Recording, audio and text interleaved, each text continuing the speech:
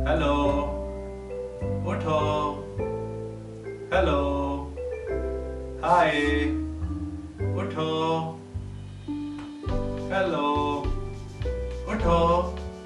उठो ना। हाय, उठो। हेलो।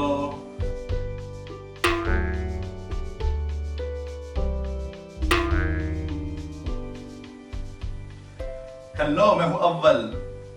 मेरा ये सपना तो टूट गया, लेकिन मुझे आज के इंग्लिश वर्ड्स का टॉपिक दे गया, बेडरूम।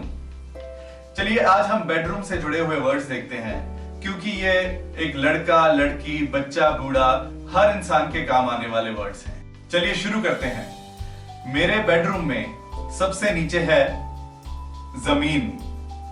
जमीन के ऊपर है बेड। बेड के ऊपर है अव्वल नहीं, बेड के ऊपर है गद्दा।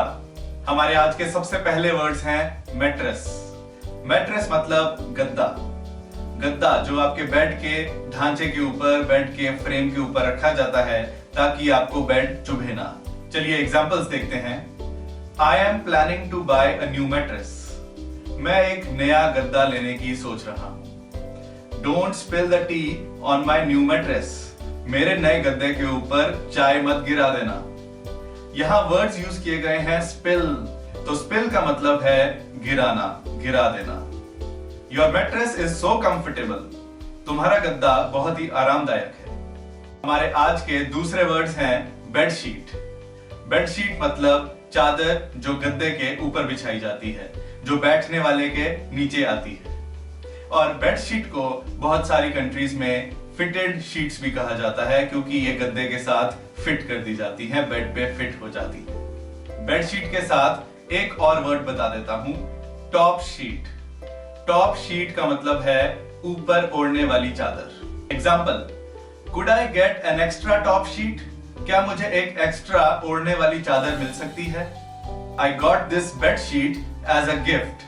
मुझे ये बेड शीट तोहफे में मिली थी।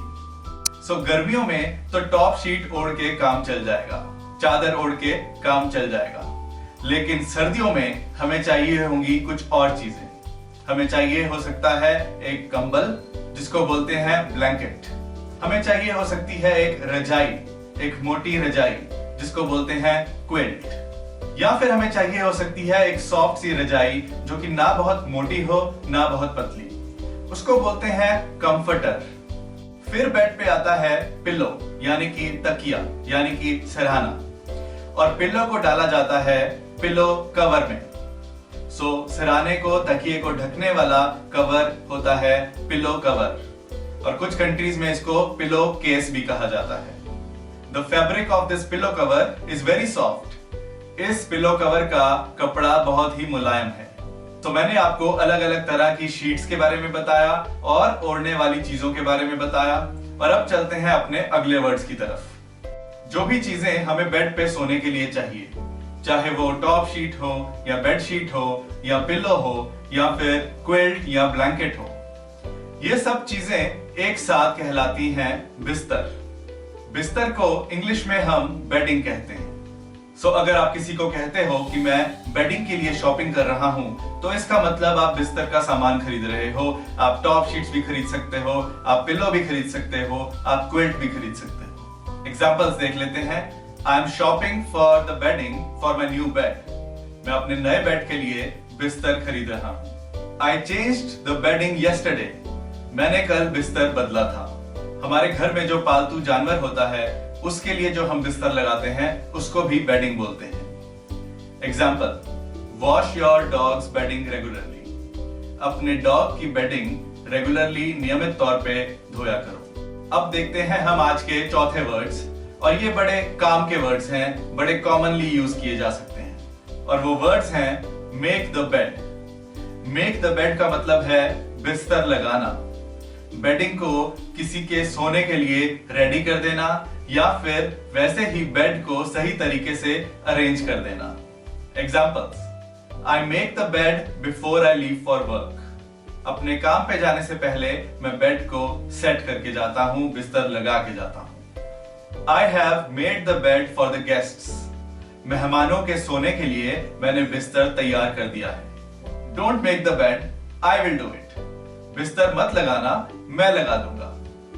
और अब हमारे आज के आखिरी वर्ड्स। वो वर्ड्स हैं वार्डरोब। वार्डरोब मतलब कपड़े रखने की अलमारी।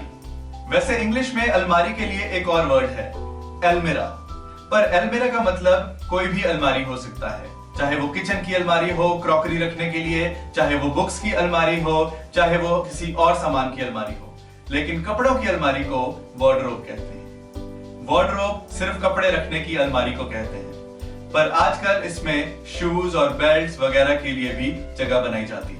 एग्जाम्पल देखते हैं। My wardrobe is all messy inside. मेरी अलमारी के अंदर कपड़े बिखरे पड़े हैं, कपड़े फैले पड़े हैं। और ये आप तब कहते हो जब आपको किसी के सामने अपनी अलमारी खोलनी पड़ जाती है। My wardrobe is all messy inside.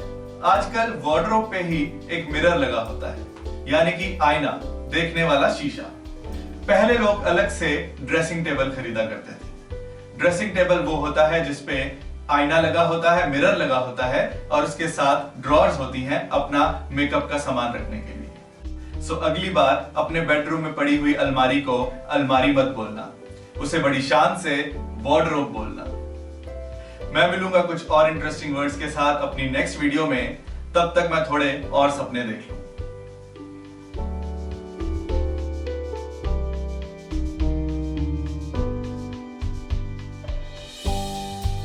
कैमरे के पीछे की सेल्फीज, डिस्कशंस और नौटंकियां देखने के लिए मुझे फेसबुक पे फॉलो करें। मेरा एड्रेस है facebook.com/learnenglishwithawwal।